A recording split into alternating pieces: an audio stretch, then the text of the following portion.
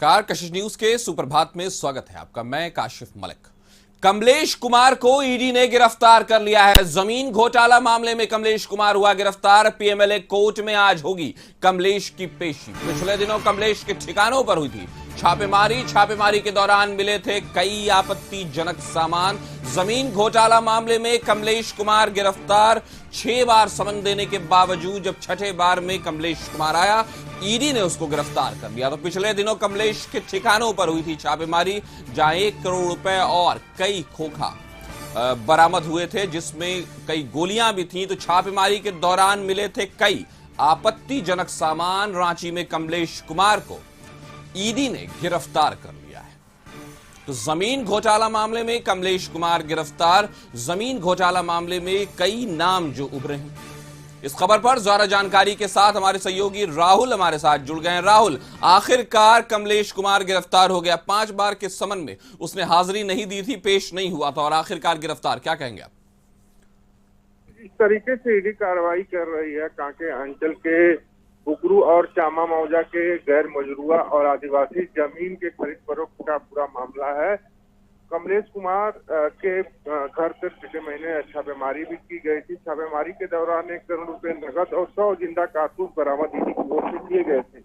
उसके बाद कमलेश कुमार को उससे पहले ही समन जारी कर ईडी कार्यालय पूछताछ के लिए बुलाया गया था, लेकिन कमलेश कुमार ईडी कार्यालय आना ही पहुंचा। इसके बाद छापेमारी हुई और उसके बाद आप देखेंगे डे बाई 5 समन जारी किया गया ईडी की ओर से, लेकिन 5 समन पर भी उपलब्ध नहीं हो पाया। ईडी कार्यालय पूछताछ के लिए सहयोग के लिए नहीं गया, लेकिन छठे समन के दौरान जब ईडी कार्यालय पहुंचा कमलेश सिंह, तो करीब 6 घंटे की लंबी पूछताछ चली और ईडी ने फिर उन्हें गिरफ्तार कर लिया।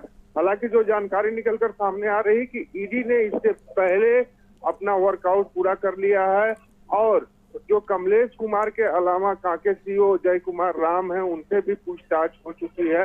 हालांकि जय कुमार राम की जो 3 मोबाइल फोन ईडी ने जब्त किए हैं, उन 3 मोबाइल फोनों में कई अहम साक्ष्य कमलेश कुमार और जो जय कुमार राम है कांके सीओ, उन दोनों के बीच बात और पैसों की लेन देन की पुष्टि हुई है। उसके साथ ही जिस तरीके से 20 जमाबंदियां गैर कानूनी तरीके से खोली गई थी, उसे भी एक तरह से कह सकते हैं ईडी ने जांच कर रही है कि किस आधार पर और किसके कहने पर ये सारी जमाबंदियां खोली गई। एक तरह से आप कह सकते हैं कि कमलेश कुमार की तो गिरफ्तारी हुई है।